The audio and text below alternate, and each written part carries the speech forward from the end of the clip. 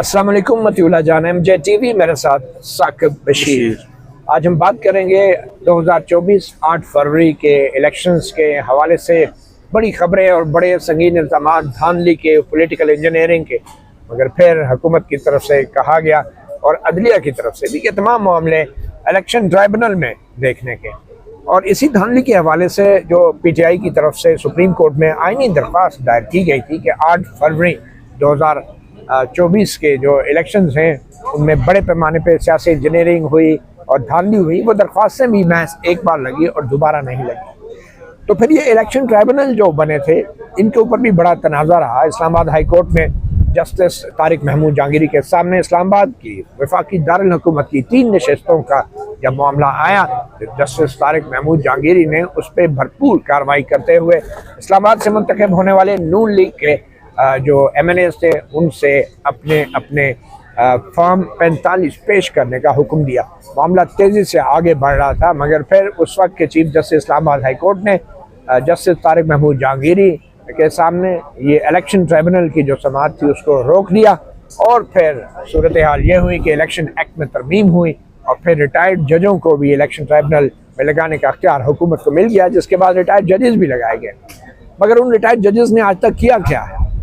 8 फरवरी 2024 के इलेक्शंस को अब एक तवील अरसा हो गया है। 180 दिन के अंदर इलेक्शन ट्राइब्यूनल ने फैसले देने होते हैं, मगर ऐसा कुछ भी नहीं हुआ। और आज ही जो फाफन की एक रिपोर्ट आई है वो बड़ी चश्मकुशा है कि आखिर ये इलेक्शन ट्राइब्यूनल कर क्या रहे। ये जो रिटायर्ड जजों को दोबारा नौकरियां दी गई थी और उसमें भी हुकूमत की मंशा शामिल थी और शायद कुछ केसेस में चीफ जस्टिस हाई कोर्ट्स की भी, तो उन रिटायर्ड जजों ने क्या किया और जो सिटिंग जजेस हैं बतौर ट्राइब्यूनल उन्होंने क्या किया, उनकी कारकर्दगी क्या है। वो कारकर्दगी की सूरत हाल फाफन जो free and fair election network एक तंजीम है गैर सरकारी, उनकी रिपोर्ट में आज सामने आई है और उसके बारे में हमें बताएंगे साकिब बशीर। फिर उसके ऊपर जाके हम मजीद बात करेंगे। जी साकिब, फाफन क्या कह रही है कि आखिर ये इलेक्शन ट्राइब्यूनल जो है उन्होंने आज तक फैसला क्यों नहीं किया? आखिर ये कितनी उज़रदारियाँ थी, कितनी कौमी असम्बली की सीटें जो हैं उनका मुस्तकबिल गैर यकीनी है और ये इलेक्शन ट्राइब्यूनल को इतनी ताख़ीर क्यों हुई? फाफन क्या बता रही है? जी, इसकी मुकम्मल तफसीलात जो है वो इस रिपोर्ट में दी गई हैं, लेकिन इस रिपोर्ट में जाने से कबल एक जो नुक्ता आपने जो है वो इसमें उठाया है कि एक मामला इलेक्शन पिटीशन एक इमरान खान की जानिब से सुप्रीम कोर्ट में दायर की गई थी। उस वक़्त के आईनी पिटीशन थी जो चीफ जस्टिस काजी फायज़ थे उस वक़्त ये दायर हुई थी और उन्होंने तो बिल्कुल उसको हाथ भी नहीं लगाया। और उसके बाद जब ये 26वीं तरमीम हो गई, बंदोबस्त जो है वो हर लिहाज से मुकम्मल हो गया, तो उसके बाद आईनी बेंच जो था उसने उस पिटीशन को 1-2 दफ़ा सुना, लेकिन वो मामला भी आगे नहीं बढ़ सके। जस्टिस तारिक महमूद जहांगीरी वाला जो मामला है वो मामला बड़ा जो है वो हुकूमत ने ऐसे लग रहा था हुकूमत वक़्त को कि 3 इस्लामाबाद की नशिस्तों पर इलेक्शन ट्राइब्यूनल जो जस्टिस तारिक महमूद जहांगीरी है उसका फैसला आ जाएगा और वो उनके लिए सुबकी का बायस होगा, क्योंकि फार्म जो 47 से फार्म 45 वो मांगे गए थे जो तीनों MNAs हैं उनसे, और जिस तरह उन्होंने दिए मुकम्मल दिए भी नहीं, और जो दिए वो उन्होंने RO से अटेस्ट करवा के दे दिए, तो उनके पास दूसरे लफ्ज़ों में एक्चुअली वो फॉर्म्स थे ही नहीं या बहुत कम थे। नून लीग के जो MNAs थे, तो हुकूमत ने फिर उनको रोकने के लिए हमें ये भी इतला मिली को जस्टिस जहांगीरी को डायरेक्ट भी कहीं रब्ता किया गया या उनको कहा गया कि थोड़ा हाथ हौला रखें। वो जब उन्होंने हाथ हौला नहीं रखा, वो डे टू डे हियरिंग कर रहे थे, मांग रहे थे, एफिडेविट्स मांग रहे थे, पूछ रहे थे कि अगर किसी ने गलत कोई भी डॉक्यूमेंट दिया तो वो उसका जिम्मेदार होगा, उसके खिलाफ फौजदारी कार्रवाई होगी। और हर एक से जो स्टेटमेंट ले रहे थे वो बयानी हल्फी ले रहे थे, उसके एफिडेविट्स ले रहे थे। तो हुकूमत ने फिर एक ऑर्डिनेंस लाया और ऑर्डिनेंस के जरिए उन्होंने कहा कि रिटायर्ड जजेस भी सुनेंगे, और सबसे पहला टारगेट जो है जस्टिस जहांगीरी जो केस सुन रहे थे उसको किया गया था। अब ये ट्राइब्यूनल्स के हवाले से कुछ 10 किस्म के नुकात हैं जो फाफन ने जारी किए हैं। इसको हम 1 बाय 1 डिस्कस करेंगे। मैं एक एक पढ़ता जाता हूँ, उस पर मती साहब का कमेंट जो है वो आएगा कि इस को वो कैसे देखते हैं। पहला जो फाफन ने ये दिया है वो ये कहते हैं कि आम इंतखाबात 2024 में कौमी और सूबाई असम्बली हल्कों के नताइज के खिलाफ दायर करदा 374 इंतखाबी उजरदारियों में से सिर्फ 171 मतलब यानी कि 46% के फैसले हो सके हैं, जबकि निसब से जायद अभी तक जेर इल्तिवा हैं। पहला जो पॉइंट है इसमें देखिए, अब ये देखें कि ये बड़ी ही शर्म की बात है। ये इलेक्शन ट्राइब्यूनल के जजेस के लिए शर्म का मुकाम है कि पूरे मुल्क के एक मैंडेट के चोरी होने का संगीन इल्ज़ाम है। और इससे बड़ा सबूत क्या होगा कि 374 इंतखाबी उज़रदारियाँ हैं, गो कि ये कौमी असम्बली और सूबाई असम्बली दोनों की हैं, मगर उनका अभी तक हमारी अदालतों से, हमारे ट्राइब्यूनल से फैसला ही नहीं हो पा रहा। 171 के सिर्फ फैसले हुए हैं। आप ये देखेंगे अभी अगर ट्राइब्यूनल का ये हाल है तो उन ट्राइब्यूनल के फैसलों के खिलाफ जो अपीलें होनी है फिर जो सुप्रीम कोर्ट तक, हाई कोर्ट में, फिर सुप्रीम कोर्ट में, वो कब फैसला होगा। तो ये तो हमारी अदलिया का हाल है कि जो चाहे जजेस जो ट्राइब्यूनल में लगाए गए, चाहे जो रिटायर्ड जजेस को दोबारा नौकरी दे दी गई है, और वो लोग अभी तक अपनी नौकरी में तोसी करते जा रहे हैं, क्योंकि ये इलेक्शन ट्राइब्यूनल की भी जो मुद्दत है, खास मुद्दत होती है, 180 दिन में उन्होंने फैसला करना होता है वैसे इलेक्शन के जो तो ये लॉज बड़े के शर्म की बात है। 46% उज़रदारियाँ जिसमें कौमी असम्बली भी शामिल है, और जो निपटाई गई हैं उसके बारे में भी बड़ी दिलचस्प खबर है। जो निपटाई गई हैं वो किस तरीके से निपटाई गई है, आगे जो है पॉइंट है। अच्छा, पॉइंट नंबर 2 है इनका कि कौमी असम्बली से मुताल्लिक 124 में से 47 जो है वो यानी कि 38% और सूबाई असम्बलियों में से 250 में से 124 यानी कि 50% दरखास्तों का फैसला इस वक्त हो चुका है। ये जो है वो दूसरा पॉइंट इन्होंने दिया। तीसरा पॉइंट ये कहते हैं कि अब तक जिन उजरदारियों का फैसला हुआ है उनमें से 168 दरखास्तें खारिज की गई हैं। मतलब ये कि 171 में से 168 दरखास्तें खारिज की गई हैं। अच्छा, खारिज क्यों की गई हैं? 3 दरखास्तें मंजूर हुई और ये तीनों बलूचिस्तान असम्बली की नशिस्तों से मुताल्लिक थीं। अच्छा, खारिज क्यों हुई, इस पॉइंट पे आपने बात करनी है कि खारिज होने वाली दरखास्तों में से सबसे बड़ी वजह नाकाबिले समात करार देना 48% रहा, जबकि 13% ऐसी दरखास्तें हैं जिनको बाकायदा ट्रायल के लिए कार्रवाई के बाद मुस्तरद किया गया, और फाफिन को ताहाल 24% मुस्तरद की गई उजरदारियाँ उनके फैसले मौसूल नहीं हुए। अच्छा, जो कि मेंटेनेबल ही नहीं है, नाकाबिले समात है। आप अंदाजा लगाएं कि ये नाकाबिले समात देने के लिए ये LLB पास रिटायर्ड जजों को दोबारा नौकरी दी गई थी। ये हालत है कि नाकाबिले समात है, तो भाई पहले दिन आप कर दें। आपने इतना लंबा खींचा और अब जाके 124 को 168 को नाकाबिले समात करार दे दिया। और ये नाकाबिले समात करार देने का मतलब यह है कि वो दरखास्तें एक किस्म की आपने मुस्तरद कर दी हैं। 168 दरखास्तें खारिज हुई हैं, उनमें 48% जो है वो नाकाबिले समात करार दी गई हैं। लेकिन फिर भी पॉइंट ये है कि यहाँ पे जितने हलकों में धांधली के इल्ज़ामात थे वहाँ मैक्सिमम में फॉर्म 45 लोग फिर लेके फिर रहे थे कि हमारे पास ओरिजिनल फॉर्म 45 हैं और उनके पास तो है ही नहीं है, उन्होंने बाद में बनाए हैं या कोई ऐसी सूरत हाल थी। तो हमारे देखने वालों के लिए हम बता दें कि इसका नाकाबिले समात का मतलब ये है कि उन्होंने वो फॉर्म 45-47 वाले चक्कर में ही नहीं पड़े। उन्होंने कहा ये जो पटिशन है ना, इस पटिशन में तकनीकी जो है वो गलतियाँ हैं, तो इस तकनीकी गलतियों के बुनियाद पर इनको हम नाकाबिले समात करार दे रहे हैं, इनको सुन ही नहीं सकते। तो यही चीज़ समझने की है। और इस हवाले से मैं समझता हूँ कि ये जो पाकिस्तान तहरीक इंसाफ है, जो इतना रोना रोती है कि उनके साथ धोखा हो गया, उनके साथ धांधली हो गई, उनको भी कुछ आदाद शुमार बताने चाहिए ना। इतने बड़े बड़े वकील हैं, पूरी पार्टी जो है वो चला रहे हैं, लेकिन ये आदाद शुमार PTI से आने चाहिए कि ये जितनी निपटाई गई हैं दरख्वास्तें, इनमें PTI की तरफ से कितनी थी इंतखाबी उजरदारियाँ और किस बुनियाद पर निपटाई गई। और आज तक PTI की तरफ से भी ये नहीं बताया जाता कि इलेक्शन ट्राइब्यूनल के अंदर कार्रवाई क्या हो रही है, कैसी कार्रवाई हो रही है। इलेक्शन ट्राइब्यूनल के अंदर आपको ये जान के हैरानी होगी साकिब के मीडिया तक को रसाई नहीं दी जाती। बहुत से इलेक्शन ट्राइब्यूनल के अंदर मीडिया के जाने के पर पाबंदी है, और ये ट्राइब्यूनल आम अदालतें हैं, रिटायर्ड जजेस हैं, और बंद कमरों में, क्लोज डोर में ये खुफिया हियरिंग्स हो रही हैं। मालूम नहीं क्या छुपाया जा रहा है। छुपाया जारी बात है, फॉर्म 47 फॉर्म 45 छुपाया जा रहा है, और बाहर हुकूमत बनी हुई है, मैंडेट चोरी के इल्ज़ाम लग रहे हैं, लेकिन PTI वालों को भी ये तौफीक नहीं हुई कि इलेक्शन ट्राइब्यूनल की कारकर्दगी के हवाले से कुछ अपने जो आदाद-ओ-शुमार है वो तो शेयर वो करें तो ना। जारी करें कि इलेक्शन ट्रिब्यूनल्स, मतलब जब पीटीआई का ये क्लेम है कि 17 नशिस्तें मुस्लिम लीग नून ने जीती हैं, इन्होंने 180 जीती हैं, पंजाब में सबसे ज़्यादा इनके साथ धांधली हुई है या इनसे नशिस्तें छीनी गई हैं, ये जो इनका क्लेम है, इस क्लेम में जब आप गए हैं ट्रिब्यूनल्स के पास, वहाँ पे कहाँ कहाँ क्या इश्यूज आ रहे हैं, आपको जो है वो उनको हाईलाइट तो मेरे ख्याल में करना चाहिए। ये अदाद-ओ-शुमार उनकी जानिब से आने चाहिए थे कि हमारी जो दरख्वास्तें हैं वो तकनीकी बुनियादों पर खारिज की जा रही हैं। और मैं एक देख रहा था कि एक लाहौर के कोई यासिर गिलानी है, उनके एमपीए के मेरे ख्याल में कैंडिडेट थे लाहौर से या शादरा से, तो उनकी जो तकनीकी बुनियादों पर थी वो कोई स्टैंप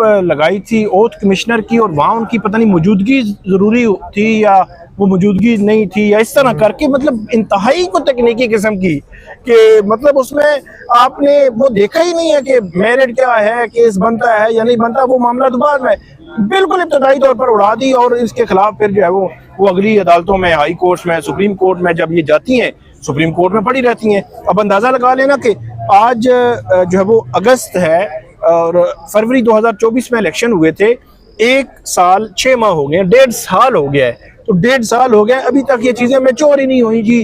374 में से जी 171 का सिर्फ फैसला हुआ है, और बाकी ट्रिब्यूनल से भी अभी फैसले नहीं हुए। अच्छा, ट्रिब्यूनल से फैसले होंगे और ट्रिब्यूनल्स में से 98-99% खारिज हो रही हैं, और उसमें से फैसले होंगे तो वो जाएंगे हाई कोर्ट्स में, हाई कोर्ट्स फाइलें उठा के जो है वो साइड पे रख देगी, फिर 6 महीने 8 महीने बाद उनका नंबर आएगा और उसके बाद वो आगे चलना शुरू होगी। तो मतलब ये है कि 2-2.5 साल बाद ये हाई कोर्ट्स में खुलेंगी और फिर 3-3.5 साल के बाद ये सुप्रीम कोर्ट में खुलेंगी। तब तक जो है वो इलेक्शन पिछले वो भूल चुके होंगे, वो कहेंगे कि चलो जी मिट्टी पाओ, आगे चले। तो ये एक सिचुएशन है। एक मेरे ख्याल में ये काम पीटीआई के वकीलों को करना चाहिए, लेकिन पीटीआई का सबसे बड़ा मसला ये है कि इस वक्त पूरी पीटीआई जो है वो वकीलों के कंट्रोल में है। वकीलों का सबसे बड़ा मसला ये है कि वो पार्ट टाइम सियासतदान है और पार्ट टाइम वकील भी हैं, और उन्होंने बार बार इन्हीं जजेस के सामने पेश होना है, दूसरे क्लाइंट्स को लेकर भी आना है। तो इसलिए वो इलेक्शन ट्राइब्यूनल के जजेस को भी नाराज नहीं करते, हाई कोर्ट के जजेस को भी नहीं, सुप्रीम कोर्ट के जजेस को भी नहीं, क्योंकि सियासत अपनी जगह, वकालत तो रहनी करनी है। तो मैं समझता हूँ कि पीटीआई के वकीलों को इलेक्शन ट्राइब्यूनल्स के हवाले से बाकायदा डेली बेसिस के ऊपर एक ब्रीफिंग देनी चाहिए, और हर इलेक्शन ट्राइब्यूनल से बाहर आके मीडिया से गुफ्तगू भी करनी चाहिए। जो वकला जो है पीटीआई के, जो पार्ट टाइम सियासतदान और पार्ट टाइम वकला हैं, वो ऐसा करने से गुरेज कर रहे हैं। इसका मतलब है वो कंप्रोमाइज़ कर रहे हैं, मीडिया को, लोगों को बता नहीं रहे कि वो जो नारे मार रहे हैं कि फॉर्म 47 वाले आ गए, तो भाई बताए भी ना इलेक्शन ट्राइब्यूनल में क्या हो रहा है। तो ये एक बहुत बड़ा सवाल है। और दूसरा सवाल ये है कि ये जो इलेक्शन ट्राइब्यूनल के जजेस हैं, जैसे मैंने पहले कहा कि ये सारी उम्र की नौकरी तो नहीं है, ये तो एक खास मुद्दत है। इलेक्शन एक्ट के अंदर भी लिखा है 180 दिन के अंदर तय करना है, तो उससे ज़्यादा ये तनख्वाहें किस लिए ले रहे हैं? ये कैसे, कौन से बजट से, आवाम के टैक्स के पैसे से इनको इतने लंबे अरसे तक तनख्वाहें दी जा रही हैं? और कारकर्दगी इनकी ये है, कारकर्दगी शर्मनाक है इन जजों की, चाहे रिटायर्ड जजेस हैं चाहे सर्विंग जजेस हैं। आप देखेंगे इन्होंने किया इलेक्शन ट्राइब्यूनल के फैसले क्यों नहीं हो रहे, और जहाँ होने वाले थे, जैसे तारिक महमूद जागीरी की अदालत में, उसको रोकना था, एकदम रोक दिया, उसको रोकना था, क्योंकि उन्होंने एविडेंस मांग दिया था। आपको याद है ना, मैंने जो एक एमएनए का इंटरव्यू किया था एमजे टीवी पर ही, ये इस्लामाबाद हाई कोर्ट में, ये जो खुर्रम नवाज है, बल्कि जो अंजुम वकील खान है, इनसे जब मैंने कहा, तारिक फजल चौधरी ने बताया कि हमने भी जनाब फॉर्म 45 जमा करा दिए। मैंने कहा अच्छा, आपने कितने फॉर्म 45 जमा कराए? तो कहते हैं डॉक्टर तारिक फजल चौधरी के जितने भी थे हमने करा दिए। और अंजुम वकील ने इंकशाफ किया कि मैंने तो सारे कराए, और उसमें से उनके 50% से जायद जो है ना वो आरओ के मुसद्दका थे, आरओ से तस्दीक कराई। यानी जिस आरओ पे इल्जाम है फॉर्म 47 जारी करने का गलत, उससे तस्दीक करा के फॉर्म 45 जो है वो उन्होंने तारिक महमूद जहांगीरी की अदालत में पेश कर रखे। तो इसीलिए फिर तारिक महमूद जहांगीरी के ट्राइब्यूनल को खत्म कर दिया। तारिक जहांगीरी जो है, उन्होंने जो कार्रवाई शुरू की थी उसमें एक और शफाफियत का पहलू भी था। उन्होंने ये फॉर्म 47 जो दरख्वास्त गुजार थे इनके भी, और जो फॉर्म 45 जो मुस्लिम लीग नून के जीते हुए एमएनए थे उनके भी, वो रजिस्ट्रार ऑफिस के पास रखवा दिए थे। और ये कहा था कि कोई भी शहरी, इसको कोई भी मीडिया पर्सन देखना चाहे वो एप्लीकेशन देगा, और किसी भी जो रजिस्ट्रार या इस्लामाबाद हाई कोर्ट के किसी भी ऑफिस बेरर जो है वो उनके मौजूदगी में, कोई ऑफिसर की मौजूदगी में, तो वो बैठकर उनको देख सकेगा, उनका मुशाहिदा कर सकेगा, उनका कंपैरिजन कर सकेगा। तो मेरे ख्याल में इससे बड़ी शफाफियत नहीं हो सकती थी, लेकिन इस शफाफियत या इस ऑर्डर के बाद मेरे ख्याल में पूरा निज़ाम जो है वो नंगा होकर हमारे सामने आ जाता। देखिए ना, उसको फिर रोकने के लिए इलेक्शन ट्राइब्यूनल जो है इसमें सिटिंग जजेस भी हैं। जैसे लाहौर हाई कोर्ट के मेरे ख्याल में तो 5-6 के करीब ट्राइब्यूनल ऐसे हैं जो लाहौर हाई कोर्ट ने बनाए हैं सिटिंग जजेस पे। अब वो सिटिंग जजेस भी रिटायर्ड जजेस की तरह बिहेव कर रहे हैं। अब देखें ना, एक सिटिंग जज जो खुली अदालत में लगाते हैं, हाई कोर्ट के जजेस खुली अदालत में सारे काम करते हैं, वो भी जो है ना बंद कमरों के अंदर इलेक्शन के केसेस सुन रहे हैं। क्यों भाई? ये तो रिटायर्ड जजेस हैं, चले इनको आप नौकरीबाज कह सकते हैं, लेकिन जो सिटिंग जजेस हैं इनको तो अपना एक डेकोरम रखना चाहिए, अपना एक उनकी इंटेग्रिटी है, एक उनका इमेज है। हाई कोर्ट है भाई, चाहे बेशक ट्राइब्यूनल है, आपको खुली अदालत में ये ट्राइब्यूनल की हियरिंग करनी चाहिए। आप भी रिटायर्ड जजों की तरह बिहेव करना शुरू हो गए, मीडिया को एक्सेस नहीं देनी, आम पब्लिक को एक्सेस नहीं देनी, और फिर ना ये बता रहे हैं। कम से कम लाहौर हाई कोर्ट को ये भी बताना चाहिए ना कि उनके जो 6 ट्राइब्यूनल हैं, जजों की कारकर्दगी तो बतानी चाहिए ना, उन्होंने अभी तक क्या प्रोग्रेस की है, वो भी कोई होना चाहिए। ये सारे इलेक्शन ट्राइब्यूनल को डाटा जारी करना चाहिए, डाटा जारी करना चाहिए, order of the day available होना चाहिए, कार्रवाई के हवाले से अगर कोई मालूमात लेना चाहे वो अवेलेबल होनी चाहिए। अगर वो जिस तरह जैसे जहांगीरी ने जो है वो एक ओपन रखा था शफाफियत के लिए, ओपन कोर्ट असल में ओपन कोर्ट ये इनको सूट नहीं करती ना। ओपन कोर्ट तो फिर निजाम पूरा नंगा होकर सामने आ जाता। अच्छा, अभी तक हमें ये भी नहीं पता कि कुल कितने ट्राइब्यूनल, मेरे ख्याल में 23 के या 24 के करीब ट्राइब्यूनल है पूरे पाकिस्तान में। जी। उनके जजेस की एक लिस्ट तो कहीं इलेक्शन कमीशन को बता देनी चाहिए कि ये लोग हैं कौन जिनको नौकरी दी गई है, जो रिटायर्ड जजेस हैं। अच्छा, इनका तो पता चले कि इनका बैकग्राउंड क्या है।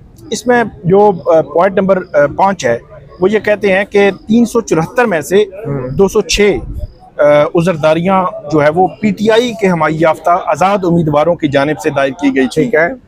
इनमें से अब तक जो है वो 38% दरखास्तें निपटाई गई हैं। निपटाने से मुराद क्या है? अब निपटाने से मुराद फाफन को भी चाहिए था। असल में निपटाने से मुराद उन्होंने ऊपर बता दिया ना कि 171 के फैसले हुए हैं, तो 168 जो है वो नाकाबिले समाअत, वो दरखास्तें खारिज कर दी गई हैं, खारिज हो गई हैं, और उसमें 48% नाकाबिले। और वो कह रहे हैं 3 बलोचिस्तान के। इसका मतलब ये हुआ कि ये जो फिगर दे रहे हैं कि 206 में से अब तक 78 जो है वो बुनियादी तौर पर दरखास्तें खारिज हो चुकी हैं, क्योंकि वो जो 3 का फैसला हुआ है वो बलोचिस्तान की हैं, मतलब इनकी पंजाब की खारिज हो चुकी हैं, जितनी भी थी खारिज हो चुकी हैं, A to Z खारिज। ये तो कमाल हो गया, ये तो कमाल हो गया। वैसे हाथ हो मैं हैरान हूँ, PTI की तरफ से इस मामले पे कोई रद्द अमल, कोई रिएक्शन नहीं आ रहा, कोई रिएक्शन नहीं, कोई रिपोर्ट नहीं। मसला वही है, वकालत भी करनी है, अपनी बचानी है वकालत भी। तो आगे चलकर ये कहते हैं कि 13% उज़रदारियाँ मुस्लिम लीग नून और 8% पीपल्स पार्टी के उम्मीदवारों की जानिब से दायर की गई थी। इन दोनों जमातों के उम्मीदवारों की निसफ से ज्यादा उज़रदारियों पर फैसले हो गए हैं। मतलब क्या फैसले हुए हैं अब ये भी नहीं पता है। निसफ से ज्यादा, वैसे फाफन भी थोड़ा सा मोहतात लगते हैं। नहीं, फाफन बहुत ज्यादा मोहतात लगता है। फाफन ने बैलेंस करते करते पता नहीं क्या कर दिया, इम्बैलेंस कर दिया। भाई आप बताएंगे PTI की इतनी उज़रदारियां थी, उनके खिलाफ इतने हो गए, इनके हक में इतने हो गए, कुछ अंदाजा तो होना। और उसमें आपने सिर्फ एक दे दिया कि नाकाबिले समाअत जनाब। अच्छा, नाकाबिले समाअत का आप थोड़ा सा मजीद बताएं ना कि कितने फीसद जो है उनमें जो तकनीकी तौर पर जो डॉक्यूमेंट्स से वो जमा करवाने थे, या बर वक्त उन्होंने इलेक्शन पिटीशन फाइल नहीं की, या किस बुनियाद पर की है ना, वो बुनियाद भी बड़ी मैटर करती है। अच्छा, दूसरा ये देखेंगे अभी तक जितनी दरख्वास्तें निपटाई भी गई हैं, लेट्स से के 371 में से कितना 374 में से 171 निपटाई गई है। तो वो जो निपटाई गई है उनके रिटर्न ऑर्डर्स कहाँ हैं? ये कौन प्रोवाइड करेगा? ये PTI के वकील भी नहीं पब्लिक कर रहे, इलेक्शन ट्राइब्यूनल वाले भी नहीं कह रहे, हमें भी नहीं मिले कुछ जो है वो, और फाफन को भी नहीं मिले। तो भाई इतने खुफिया ऑर्डर्स हुए हैं, तो मैं तो हैरान हूँ ऐसे PTI के वकील पे कि अभी तक वो लोग सामने क्यों नहीं आ रहे, और वो MNA जिनकी उज़रदारियां फारग हुई हैं वो MNA क्यों खामोश हैं? इतना भी क्या खौफ, इतना भी क्या डर कि आप जो है वो आपकी उज़रदारियां डिसाइड हो रही हैं और आप शेयर ही नहीं कर रहे? हो सकता है उनको कोई धमकी मिली हो कि आपने अगर सामने आए तो गिरफ्तार हो जाएंगे। तो अंडरग्राउंड गए में 10-10 साल कैद की, ये भी है, वो भी बड़े मसाइल है ना उनके भी। मसला सारे नायल ना हो जाए। बिल्कुल। आगे चलकर ये कह रहे हैं जो है वो 374 में से 206 यानी 55% उज़रदारियाँ चाहिए हो गया। पॉइंट नंबर 7 ये है कि अब तक इलेक्शन ट्रिब्यूनल्स के 84 फैसलों के खिलाफ सुप्रीम कोर्ट में अपीलें दायर की गई हैं, जिनमें से 71 ताहाल जेरे समात हैं। अब ये एक और बहुत बड़ा सवाल है, मुझे लगता है ये जो चीफ जस्टिस याहिया अफरीदी बाहर एक सराय बना रहे हैं ना साइलिन के लिए, सराय जो फैसिलिटेशन सेंटर बना रहे हैं, जी, जी। मुझे लगता है ये जो 71 दरखास्त गुजार हैं ये उन्हीं के लिए बनाई जा रही है कि बस अगले 4-5 साल तक उधर ही आके लेटा करें। एयर कंडीशन सराय आपके लिए बनाई जा रही है, फैसले नहीं होने। सराय साइलिन के लिए बन रही है, 60,000 मुकदमात के फैसले नहीं होने, क्योंकि जिस वक्त वो फैसले हो गए तो लोग सवाल करेंगे ये 34 जजों की सुप्रीम कोर्ट केड़ी दुनिया में होती है, इतने भर्ती कर लिए 26 लाख रुपए तनख्वाह पे। तो मुझे तो लगता है अब 60,000 के अब तो लाख के करीब ये मुकदमा ज़ेर अल्तवा होंगे तो 34 जजों की ये तनख्वाहें जस्टिफाई होंगी। तो ये तो बिजनेस बन गया है सुप्रीम कोर्ट का भी कि ये पेंडेंसी जो है वो 60,000 से कम नीचे ना आए, वरना लोग पूछेंगे इतने जज क्यों भर्ती कर लिए जरूरत ही नहीं है इतने जज, तो ये कभी नहीं अब रिजॉल्व होने लगे। मुझे लगता है कि 60,000 की पेंडेंसी और ये देख लें कि 71 मुकदमात सुप्रीम कोर्ट में पेंडिंग है। समात है। आज कुछ केस लगे हुए भी थे, आज कुछ लगे हुए थे, लेकिन कितनों के फैसले हुए इसका जवाब भी आप सुप्रीम कोर्ट को देना होगा कि इलेक्शन मैटर से रिलेटेड अपीलें लेकर आप क्यों क्रोक मुर्गी की तरह उन पे बैठे हुए हैं, जैसे क्रोक मुर्गी। उनको तो चाहिए था कि एक इलेक्शन मैटर्स पे एक स्पेशल बेंच बना दिया जाता और वो उसको अलग से जो है वो सुनता और उसको फैसले जल्दी करता, और अब भी करना चाहिए। अच्छा, पॉइंट 8 है, इलेक्शन एक्ट 2017 की शिक 148(5) के मुताबिक इलेक्शन पटिशन का फैसला पटिशन दायर करने होने के 180 दिन के अंदर हो जाना चाहिए, जबकि पटिशन कामयाब उम्मीदवार का नाम गजट में शाया होने के 45 दिन के अंदर दायर की जा सकती है। वाज़ेह रहे कि इलेक्शन को 18 माह गुजर चुके हैं। अच्छा, जस्टिस तारिक महमूद जहांगीरी जिन पर सबसे ज़्यादा एतराज़ था, जस्टिस तारिक महमूद जहांगीरी जो है उन्होंने बाकायदा तौर per day to day hearing शुरू कर दी थी, और तारिक फजल चौधरी ये जो फॉर्म 45 नहीं लेकर आ रहे थे इनको बाकायदा 30-30 हज़ार रुपये जुर्माने कर दिए थे कि मतलब बार बार उनको कह रहे थे लेकर, अब लेकर कहाँ से आते, वो होते तो लेकर आते ना, तो वो ला नहीं रहे थे, बाद में आरओ से बनवा के लिए तो उन्होंने जुर्माने शुरू कर दिए। और अब ये कह रहे हैं कि 18 माह गुजर चुके हैं, जहां आपने 6 माह में ये फैसले करने थे 180 दिन में, वहाँ 18 माह गुजर चुके हैं। बात यह है कि चीफ जस्टिस याहिया अफरीदी वो अपने पोलो के घोड़ों से उतरेंगे तो ये मामला देखेंगे ना। अब ये सुप्रीम कोर्ट है, अवाम के मैंडेट का इतना हसास मामला नहीं, वो इतनी मीटिंग्स कर रहे हैं, स्ट्रेटेजिक कोई प्लानिंग, पता नहीं कौन सी वो मीटिंग परसों चौथ चल रही है, प्लानिंग का अचार डालना है कि जब आप अवाम के इलेक्शन में मुबैना तौर पे चोरी किए गए मैंडेट के हवाले से इंतखाबी ज़रदारियों में अपीलों का फैसला नहीं कर रहे। 71 अपीलें सुप्रीम कोर्ट में पड़ी हैं और आप प्रेस रिलीजें और तस्वीरें और कभी एक फलांग, कभी दूसरी फलांग, कभी एक दरख्त पे, कभी दूसरे सूबे में। अब ये चीज़ें जो है ना बड़ी हैरानकुन है कि 71 अपीलें सुप्रीम कोर्ट में पेंडिंग है, और आज सिर्फ दिखावे के लिए, क्योंकि डान में आज खबर छप गई थी फाफन में के हवाले से, तो वो तस्वीरें जो हैं वो 2-4 पटिशनर लगा के वो बेंच पता नहीं अब कल भी काम करेगा नहीं करेगा। ये क्यों 71 पटिशनें जो हैं सुप्रीम कोर्ट में अभी तक डिसाइड नहीं हुई, ये एक बहुत बड़ा सवाल है। बिल्कुल, और इसका जवाब शायद आईनी बेंच ही देगा। आईनी बेंच देगा। अच्छा, आगे कानून के, अच्छा ये आईनी बेंच सुनेगा, इसके खिलाफ अपीलें, ये अपीलें हैं। ये बड़ी हैरानकुन बात है कि आज एक केस के अंदर ये भी दलील दी गई है कि जनाब ये मेरा केस जो है इसमें आईनी सवालात हैं, तो ये मामला आईनी बेंच को भेज दिया। अब आप देखें कि आईनी बेंच इंतखाबी ज़रदारियों में भी आईनी सवाल उठ रहे हैं। कहते हैं ना और चुप हो।